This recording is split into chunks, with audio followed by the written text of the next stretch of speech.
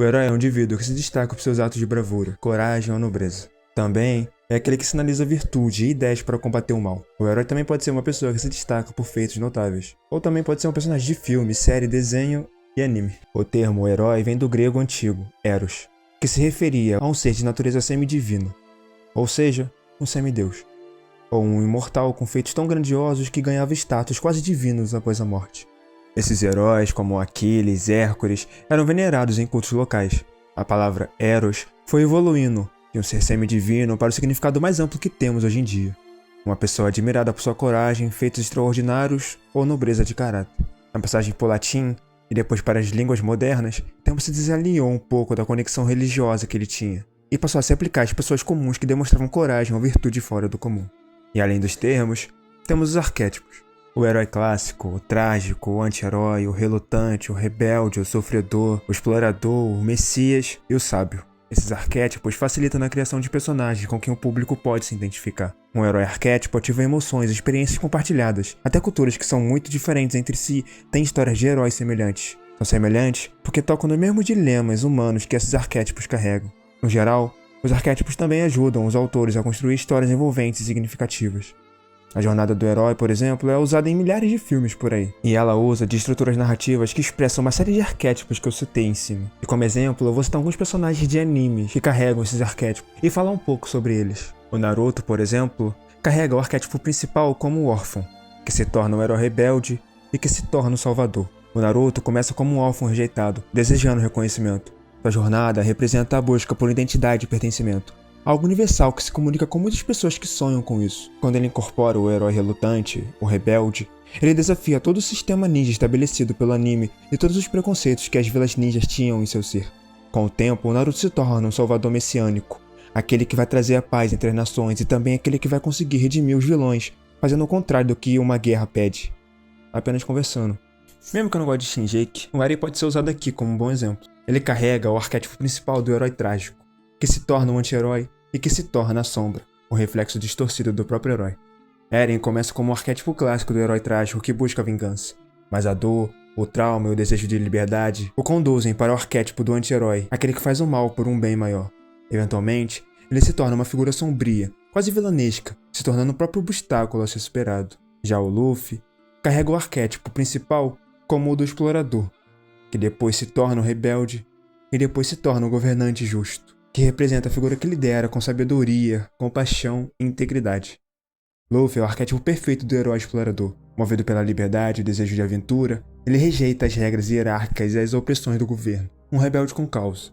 Quando ele forma sua tripulação, ele revela características de um líder justo e carismático, que ele sempre foi desde o começo. Seu arquétipo evolui ao longo da obra, de aventureiro inconsequente ao líder de uma rebelião que força mudanças no governo. Mas o Gon é diferente. O Gon, diferente do Eren, utiliza melhor o arquétipo da sombra. O arquétipo principal do Gon é o inocente, que se torna o herói sofredor e que termina como a sombra. Ele não termina, mas foda-se. O Gon começa como o herói inocente, movido pela curiosidade, a ausência e a busca pelo pai. À medida que enfrenta desafios emocionais e físicos, ele vai perdendo sua inocência e mergulhando nas sombras, especialmente na saga das Formigas Quimeras, onde ele se torna essa encarnação do lado sombrio do herói, ou do lado que ele já tinha e já mostrou várias vezes. Mas depois de falar tudo isso, de introduzir você a esse mundo, te apresentar, mas não o suficiente para você falar que aprendeu, mas o suficiente para tentar entender a proposta do vídeo, eu finalmente posso falar um pouco sobre um, dois, se não o meu anime favorito da vida. Bang Bang The Animation. Para você, o que é um herói?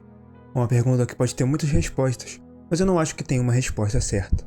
Mas existe um ponto em comum dentre todas as respostas dessa pergunta, é que o herói tem que salvar as pessoas. Mas quando eu falo salvar as pessoas, eu não tô falando de, sei lá, lutar contra um robô que vai destruir a cidade e salvar as pessoas. Eu tô falando de salvar o coração, a alma das pessoas. Um herói de verdade. No início do anime, o Piccolo é a representação do arquétipo do herói juvenil. Ele é talentoso, carismático e convencido pra caralho. Ele joga ping-pong com a leveza de quem acredita que nasceu para aquilo. Sua confiança é quase narcisa. Ele encara o esporte mais como uma afirmação de identidade do que como um desafio em si. O herói aqui é imaturo, ainda preso à ideia de que só o talento basta. Ele veste a máscara de campeão, mas é frágil por dentro. Quando o Piccolo é humilhado pelo Kazama, ele perde a vontade de jogar. Aquele que se achava invencível agora se depara com a mediocridade, com o peso do esforço e da sua própria superficialidade. A queda do Pickle remete ao monomito de Joseph Campbell. O herói precisa morrer simbolicamente para renascer. A derrota é seu chamado para sair do mundo conhecido e encarar a travessia do deserto. A verdadeira transformação de Pickle ocorre fora das câmeras. Ele treina em silêncio, abandona o ego e se reconstrói com humildade.